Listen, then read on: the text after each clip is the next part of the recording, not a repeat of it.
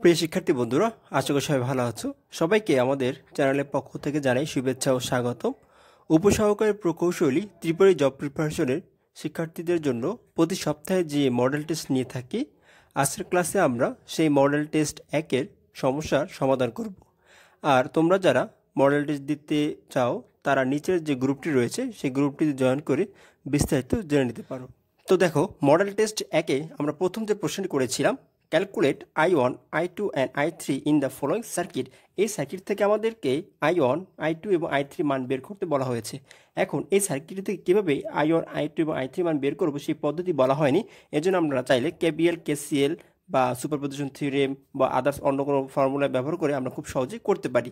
তো আমরা গ্রুপে একটি তোমাদেরকে সমাধান দেখিয়েছিলাম, সেখানে আমরা তোমাদেরকে KVL এবং KCL অ্যাপ্লাই করে I1, I2 এবং I3 মান বের করেছি।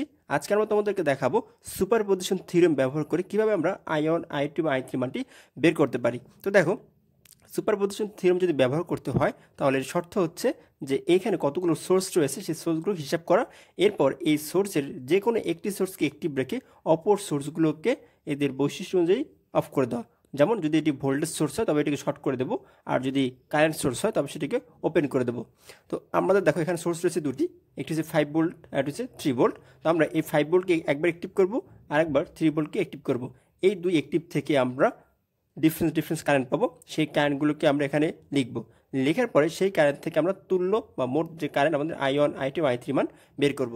হোয়েন 5 ভোল্ট ইজ অ্যাক্টিভ, যখন আমাদের 5 ভোল্ট অ্যাক্টিভ হবে তখন আমাদের কী হবে, এই যে 3 ভোল্ট রয়েছে এই 3 ভোল্ট হয়ে যাবে শর্ট। যদি শর্ট হয়ে যায় তখন আমাদের 4 ওহম এবং 8 ওহম হয়ে যাবে প্যারালাল, এবং এই দুই প্যারালালের সমতুল্য মান আমাদের দুইয়ের সাথে হবে সিরিজে। এখন আমরা কি করব, 5 ভোল্ট অ্যাক্টিভ থাকা অবস্থায় আমাদের I1, I2 এবং I3 মানটি বের করব। তো কীভাবে বের করব, ফার্স্ট আমাদের কাজ হচ্ছে I1 হবে কত, আমাদের এখানে 5 ভোল্ট থেকে যে মোট যে কারেন্টটি সেটি কি আমাদের I1 এর মান। তা I1 ইজ ইকুয়াল টু আমাদের মোট ভোল্টেজ বাই হচ্ছে আমাদের এখানে টোটাল রেজিস্ট্যান্স। তো টোটাল রেজিস্ট্যান্স কত, 4 আর 8 হবে প্যারালাল, যোগ হবে 2। এই কাজটা করলে আমরা কী পেয়ে যাবো, আমাদের মোট কারেন্ট কত আমাদের 15/14 অ্যাম্পিয়ার। এরপর দেখো আমাদের এই কারেন্টটি আমাদের যখন আমাদের এই পয়েন্ট আসবে, এটা আমরা যদি নাম ধরো এ, এখানে বি, এ পয়েন্ট আসার পর আমরা কারেন্টটি দেখো এখানে আমাদের 8 ওহম এবং আমাদের এখানে রয়েছে 4 ওহম, এই দুইটা ভিতরে ভাগ হয়ে যাচ্ছে। তো ভাগ হয়ে যায়, তাহলে আমরা কী করবো, এখানে আমরা একটা কারেন্ট ডিভাইডিং রুলস অ্যাপ্লাই করবো। তো কারেন্ট ডিভাইডিং রুলস অ্যাপ্লাই শর্ত কি, যে আমরা যে শাখার কারেন্ট বের করতে চাবো তার বিপরীত শাখার কারেন্ট দিয়ে আমাদের মোট কারেন্টকে গুণ করব, এবং আমাদের ওই শাখার যতগুলো রেজিস্টার থাকবে তাদেরকে আমরা যোগ করে দিব।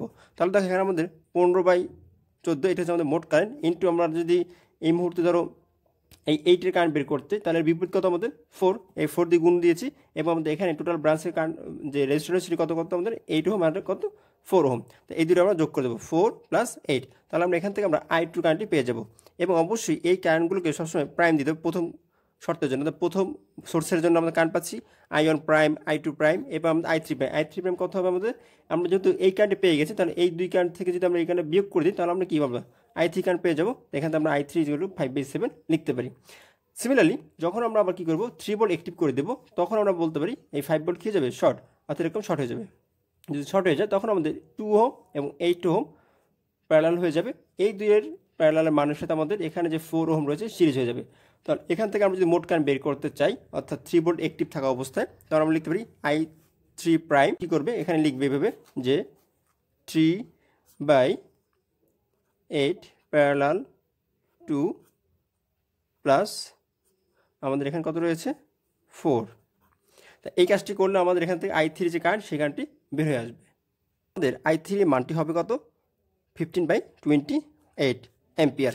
অনুরূপভাবে আমরা এবার কী করবো, আমাদের যে I2 অথবা I1 এর মানটি বের করবো কারেন্ট ডিভাইডিং রুলস অ্যাপ্লাই করে। আমাদের এখানে মোট কারেন্টের সাথে হয় আমরা 8কে গুণ করে দেবো অথবা 2কে গুণ করে দেবো, অথবা বিপরীত শাখা গুণ করে দিয়ে আমরা 8 এবং 2 এবং 8 যোগ করে দেবো। তাহলে আমরা এখান থেকে এই I2 অথবা I1 এর কারেন্টটি পেয়ে যাবো। তো আমরা সেই কাজটি করে রেখেছি, অর্থাৎ এখানে I1 এবং I2 এর কারেন্টটি যেভাবে আমরা বের করেছি, এই I2 প্রাইমের কারেন্টটি যেভাবে বের করেছি আমরা কারেন্ট ডিভাইডিং রুলস অ্যাপ্লাই করে, ঠিক অনুরূপভাবে আমরা এখান থেকে I2 প্রাইম এর কারেন্ট বের করেছি এবং এর পরবর্তীতে I1 প্রাইমের কারেন্টটি পেয়ে গেছি।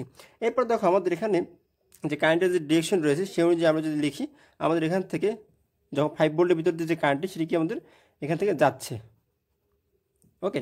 এবং আমাদের এখানে তো 3 ভোল্টের কারণে এখানে পজিটিভ সাইন, দ্যাটস মিন আমাদের এখান থেকে কারেন্টটি লুপ ঘুরে এভাবে যাচ্ছে। তার মানে আমাদের 3 ভোল্ট এবং 5 ভোল্ট উভয়ের জন্য আমাদের আয়নের ভিতরে কারেন্ট প্রবেশ করতেছে।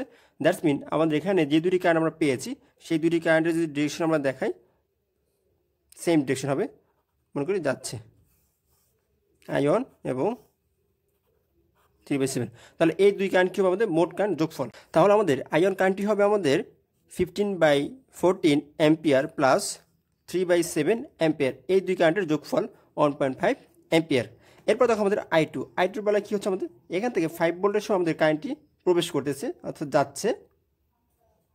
অর্থাৎ আমরা যদি এখানে I2 কারেন্টের ডিরেকশনটা দেই I2, কিন্তু এখানে 3 ভোল্টের সময় কারেন্টটি তার বিপরীত দিকে যাচ্ছে অর্থাৎ বিপরীত দিক থেকে প্রবেশ করতেছে। দ্যাটস মিন এখানে I2 কারেন্ট আমাদের নিচের দিকে যাচ্ছে মনে করি।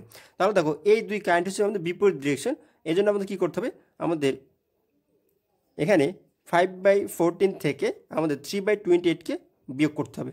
দেখো আমাদের সেই বিয়োগ করে পেয়েছে কত, 0.25 অ্যাম্পিয়ার।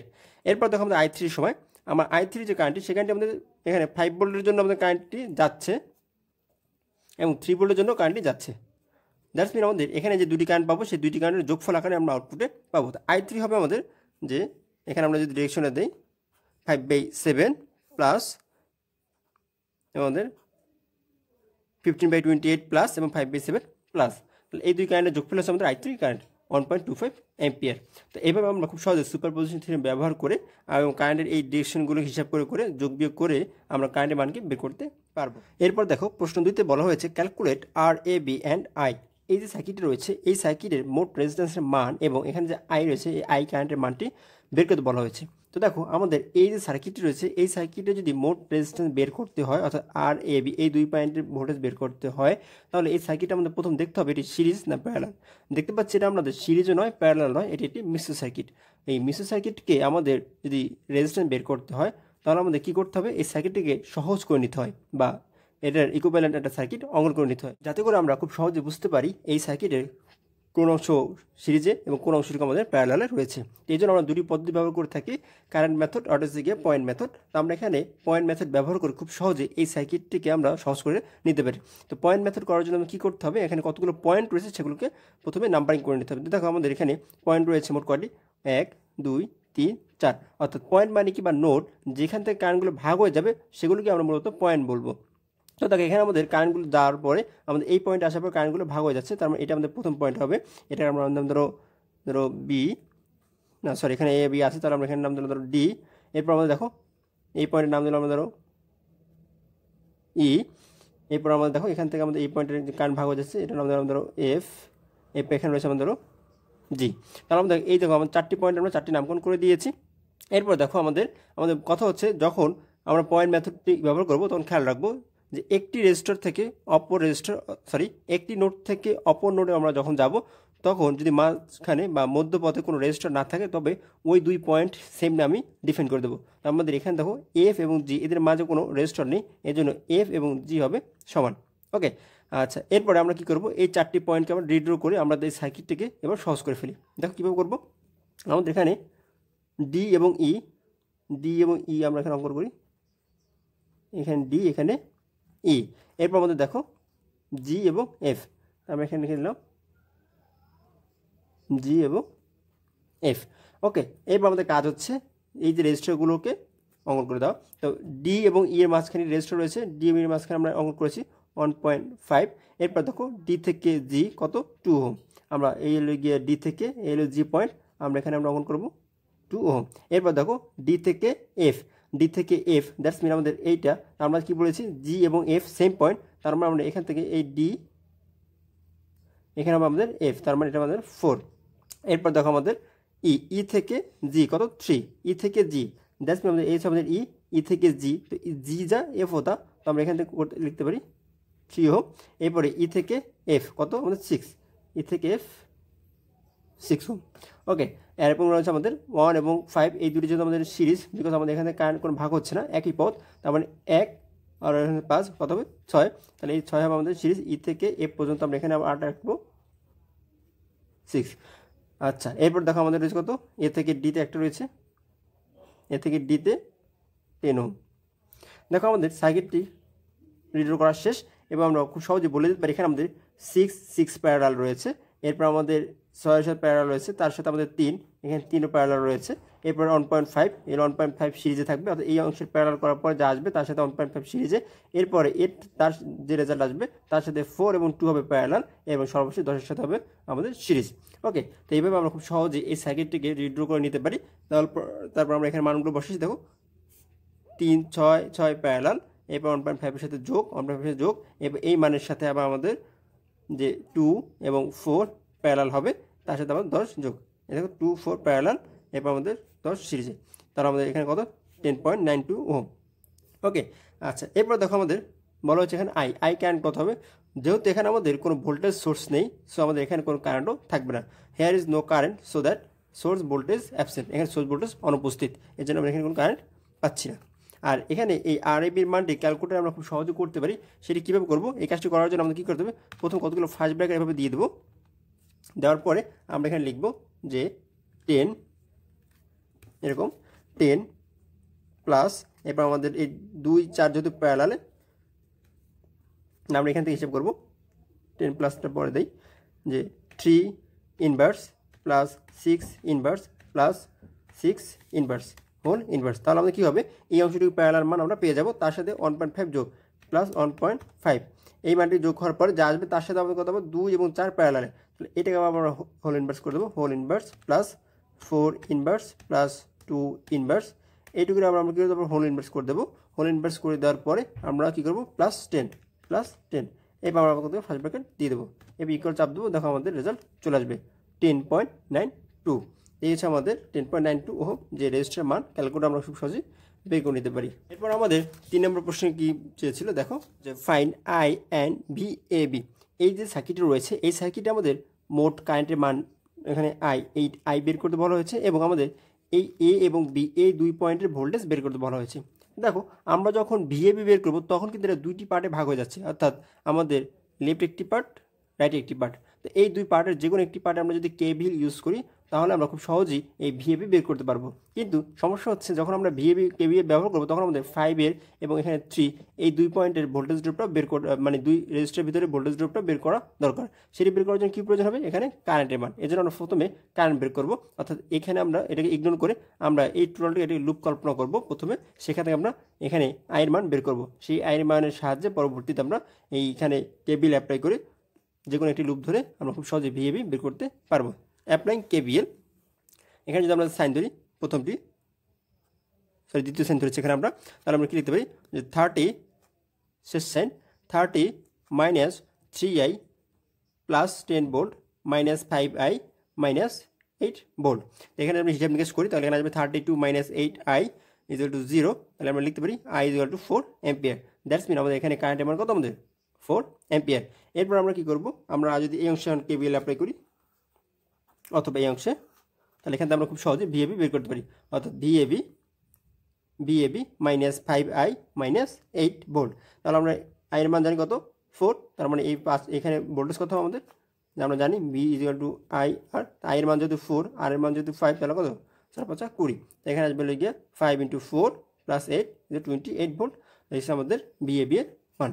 এরপর দেখো সর্বশেষ যে প্রশ্নটি ছিল যে ক্যালকুলেট VX, অর্থাৎ এখানে এই VX ইকুয়াল টু হোয়াট, এই মানটি বের করতে বলা হয়েছে। তো দেখো এই মানটি করার জন্য আমরা সেম কেভিএল ব্যবহার করব।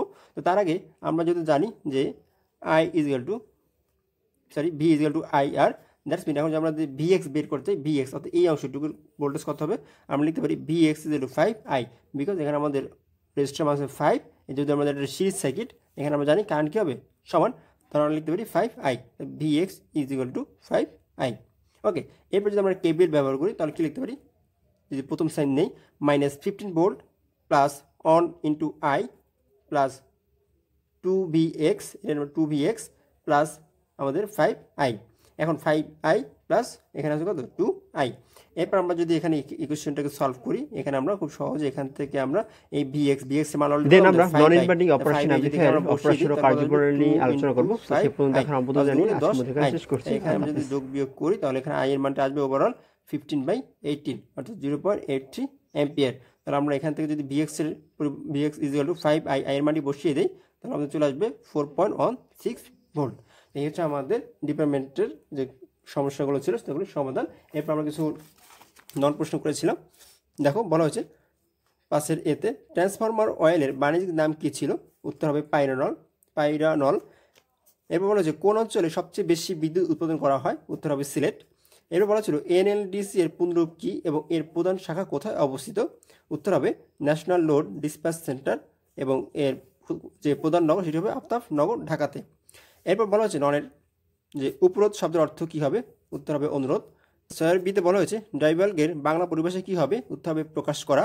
আদিষ্ট শব্দে বিপরীত শব্দে কী হবে? নিষিদ্ধ। র কি জাতীয় শব্দ ছিল? এটি একটি কম্পনজাত ধ্বনি।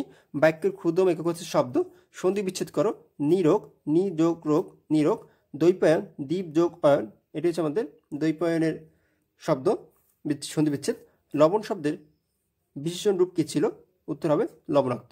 তো এই হচ্ছে আমাদের টোটাল মডেল টেস্ট অনেক সমস্যার সমাধান। আশা করি সবাই বুঝতে পেরেছে খুব ভালো করে। যদি কোথাও কোনো বুঝতে অসুবিধা হয় বা কোথাও কোনো কিছু ভুল চোখে পড়ে তো আমাদেরকে কমেন্ট করে অবশ্যই জানাও, আমরা সেগুলোকে সমাধান করার চেষ্টা করব। তো পরবর্তী ভিডিও ক্লাস দেখার আমাদের জানি। আজকের মধ্যে এখানে শেষ করছি। আল্লাহ হাফিজ।